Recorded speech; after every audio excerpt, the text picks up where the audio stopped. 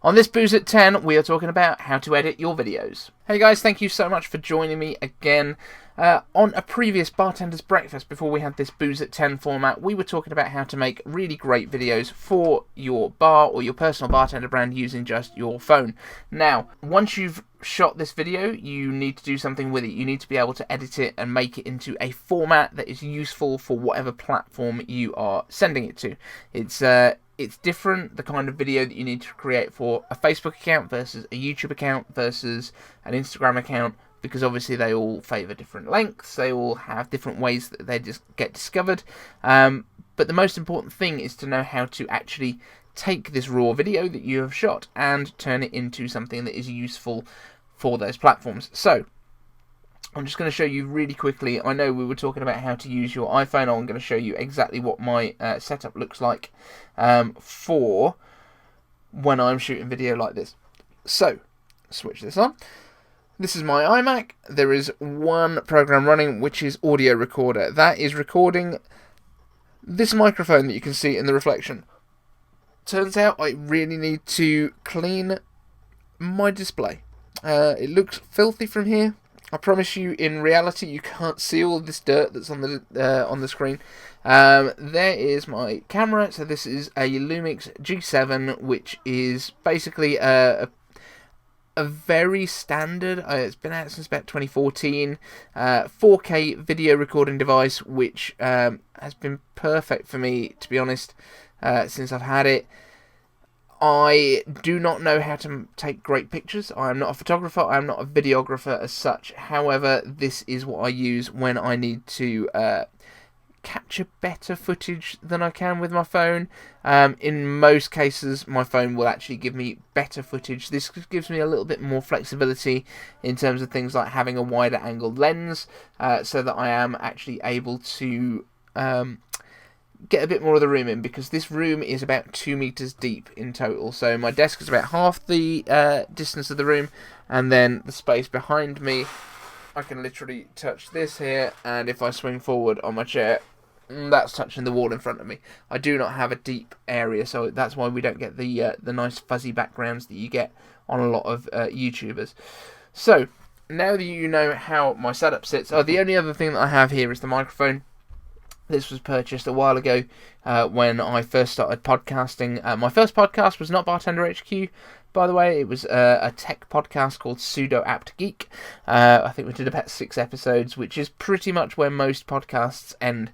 There's a lot of people that will start a podcast, not many people that continue it past the 6th episode. For some reason, that seems to be the wall where people get to, and they kind of run out of things that they wanted to talk about.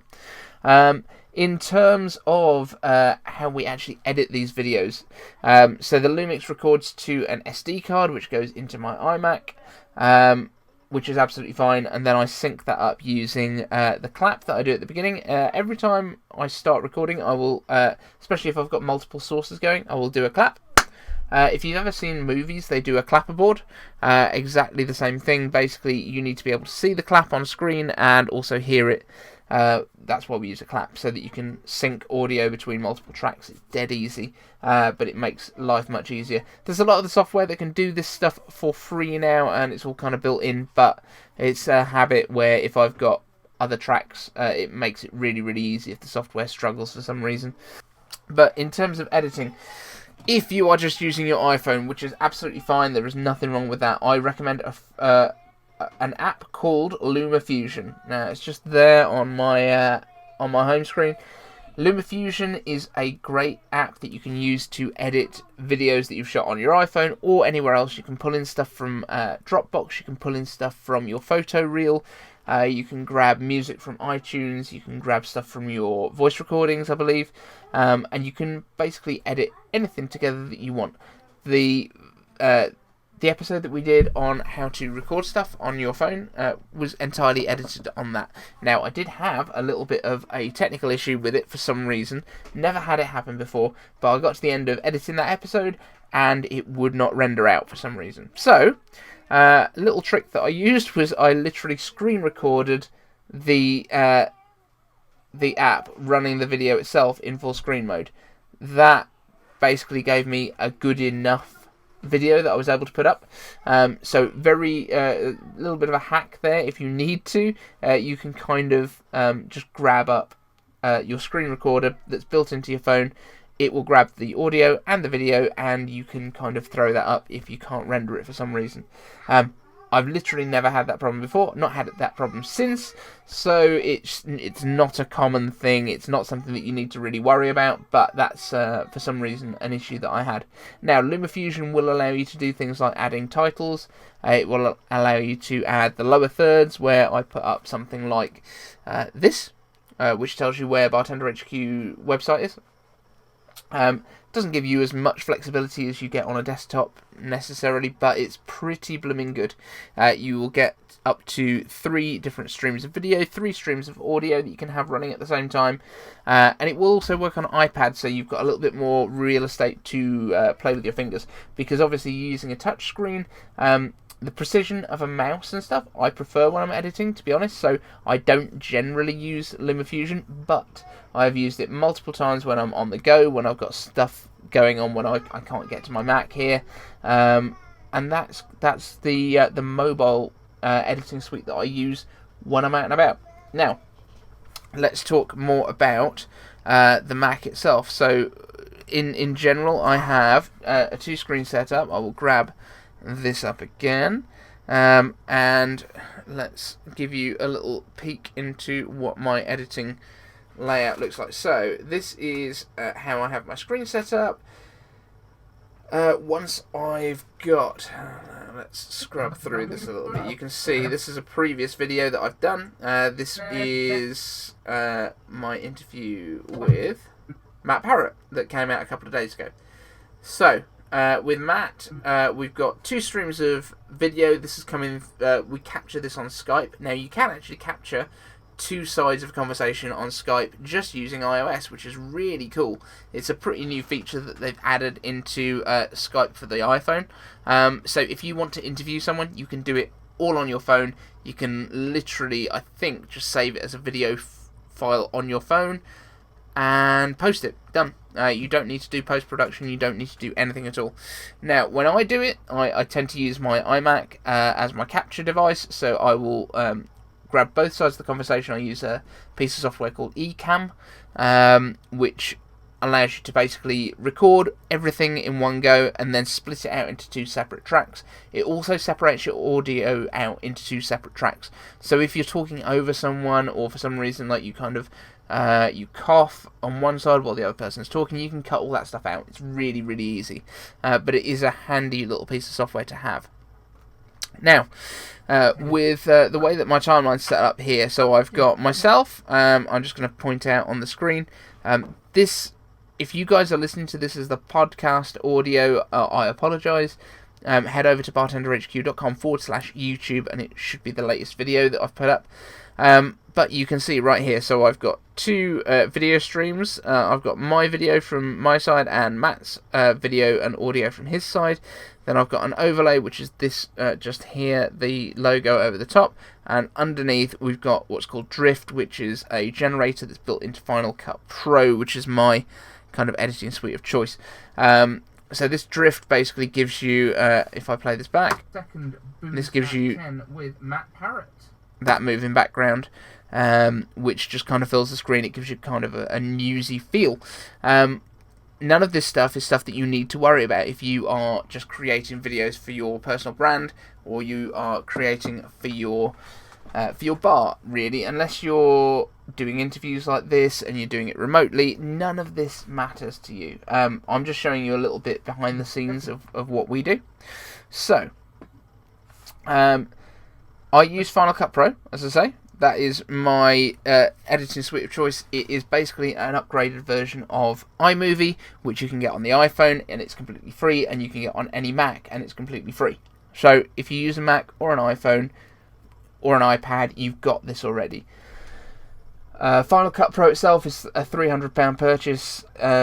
It's worth it if you're going to do a lot. But if you are just doing stuff for yourself and you're just doing stuff for your bar, you probably don't need it in most cases, unless you're doing these kind of kind of deep interview type things that you want to put a bit more post-production into. So that is kind of my setup. Now, I've also edited in the past using a program. I've sort of trialed it, which is called Davinci Resolve. Now, Davinci is made by the guys that make the Blackmagic cameras. They are incredibly good cameras. They're used in movie production. They're that good. The Blackmagic Pocket we used to use at the magic shop that I worked at for some of the production there, and it gives you a really flat colour profile. Now, unless you are a real geek in videography and video production, you probably don't want all of this stuff. The stuff that comes out of your iPhone in most cases will be better than you will get out of a Canon or a Nikon or any of the cameras that everyone kind of lusts after, unless you actually know what you're doing with those cameras. So don't worry about what camera you've got. An iPhone will give you absolutely fine footage. The only reason that I'm using this Lumix is now I can actually set it up and I can leave it here. I don't have to worry about it. I'm not going to be leaving my phone attached to the wall. Also, the Lumix has got a viewfinder that folds out, which means that I can make sure I'm in shot and everything's focused and that my video hasn't stopped recording or anything like that while I'm talking, which is really, really useful if you're vlogging or if you do anything along those lines. The audio on it, I have got a Rode video mic stuck to the top. However, it tends to pick up a lot more background noise than this thing, which is the Blue Snowball, which is the microphone that I use for all the podcasts. That tends to be a little bit better, mainly because it's closer to my face. But the Rode video mic will give me absolutely fine sound for most cases as well. So Davinci Resolve, the reason that I mentioned that, which is the one that's made by the Blackmagic guys, is it is kind of all in one. So it will do your rough cut edits, it will do your graphics, it will do your motion graphics, it will do color grading. It kind of does it all in one package, and it's free. Again, it has limitations because it's a free piece of software, so it will only allow you to do 1080 renders, I think. It won't allow you to 4K render. To be honest, for anyone that's watching on a phone or on their TV, in most cases, 4K is not going to make a difference unless you're making a Netflix piece. It will also only allow you, I think, 3 streams at a time, because on the free limited version, but it's like a one-time payment to unlock it if you find that it's the one that works for you. Now, many YouTubers also use Adobe Premiere, which is I don't know why I said Premiere. That's how Americans say it. Adobe Premiere. That is a editing suite which is used again in the movie industry. Final Cut is used in the movie industry. There's a couple of others. Avid, I think, is the main one.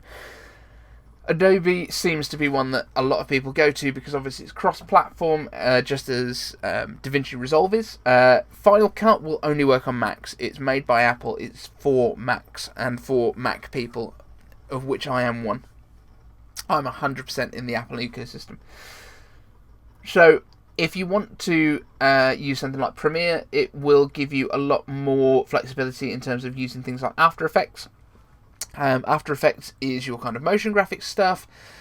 Apple has one too, it's called Motion. But obviously all of these things have their own learning curve, so pick one that you want to use and go with it. There's plenty of tutorials out there for all of these platforms. Even Luma, I think, is a really good one. I think Luma Fusion, if you just have an iPhone and you just want to do simple stuff, Luma Fusion will do everything you need. It'll allow you to do vertical video editing, landscape, square. It will let you do pretty much everything that you need to with sound and stuff. The only thing is it feels a bit more clunky because you're having to kind of integrate with what iOS lets you do, so it'll only let you use certain sources for stuff. So you can get stuff from a Dropbox, you can get stuff from your camera roll, from iTunes, that kind of thing. So it tends to be a little bit clunkier. I love having the space to work on my iMac and having the second screen as well. That works for me. But it might not work for you. There's a lot of people out there that are a lot more kind of modern in the way that they work. They're used to working with iOS and share sheets and stuff like that. So it might be the right thing for you. Let me know if you are making videos. I want to see them, and I want to know what you're using. What is it that you use to do your editing and your shooting? What are you using? Hit me up at BartenderHQ on Twitter, and I would love to see.